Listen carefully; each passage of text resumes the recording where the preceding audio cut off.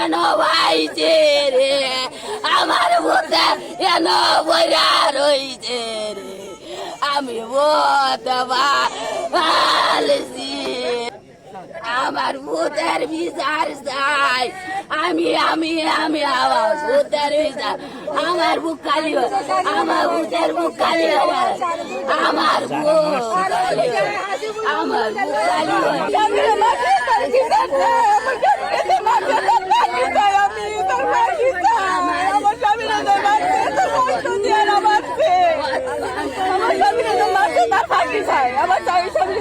আপনার ছেলে সন্তান কয়জন?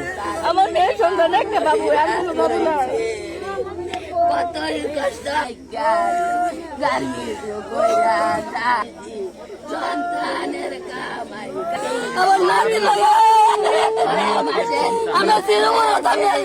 আমার কিভাবে মারা গেল? আমার নাতি লাগে আমার বাড়ি চিরবর আমি বাড়িতেই তারা নিচ্ছি নেই আমার বাড়ি চিরবর আমি তো জানি না আমি তো জানি না আমি অগলাইছি মন পাইয়া কেলিকে আমার সন্তান মারবো কেলিকে আমার সন্তানকে মারছে আমি এই সন্তানের বিচার চাই আমার বুক কেলিকা খালি করছে আমি গার্মেন্টস করে খাইতাম আমি ভিক্ষা হইরা পুতলে খাইতাম আমার গাড়ি নিত গা আমার মাইরা যাইতো আমার সন্তান তোয়া যাইতো আমার সন্তান চাই আর কি আজার চাচার বাস্তব জামাই ওনার গতকাল রাত্রে ওনার বাবা মা পাচ্ছে না, খোঁজাখুঁজি করার পরেও ওনাকে কোনোভাবে পায় নাই। তখন ওনার যে অটো রিক্সাটা আমরা যেটা জানতে পারছি, ওনার যে অটো রিক্সাটা কে বা কাহারা রাত্রেবেলা ওদের মামার বাড়ির পাশে রেখে গেছে। তখন সকালবেলা উঠে ঘুম থেকে উঠে তারা দেখতেছে যে রিক্সাতে কিন্তু মানুষটা নাই। তখন তারা খোঁজাখুঁজির পরে আশেপাশে